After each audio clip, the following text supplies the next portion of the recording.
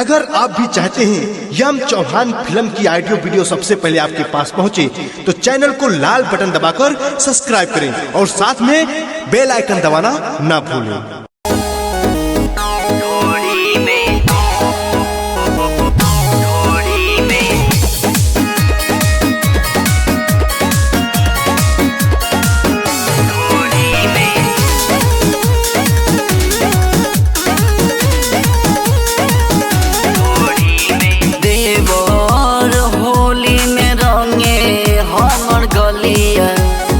सखी का बताइयो देवर होली में रंगे हमर गलिया डाले रंग घर के भीतरिया नाश कोई दिल नया नया सरिया ढोरी में लगावे लाया बिरिया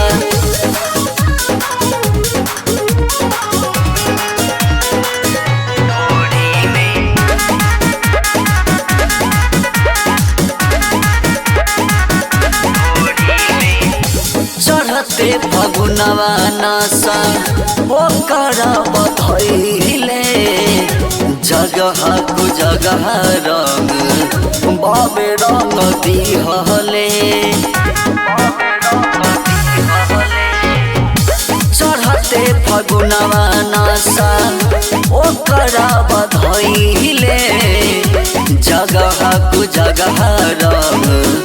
बाबे रंग दिहले नास कोइल हमर जवानी चाहता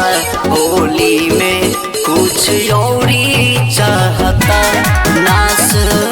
कोई दिल नया नया सरिया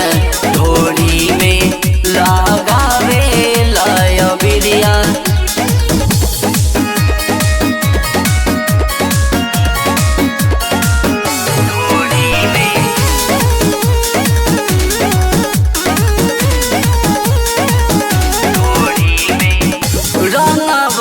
भीड़ लेके आवेला पजरवा में देवाल में सटा के रंग डालेला भीतरवा में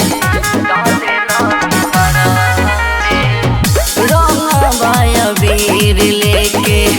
आवेला पजरवा में देवाल में सटा के रंग डालेला भीतरवा में महेंद्र बबलू जौवन मिसल चाहता होली में कुछ औरी चाहता महेंद्र बबलू जौवन मिसल चाहता होली में कुछ औरी चाहता। अरे नाच के भाव दिखले।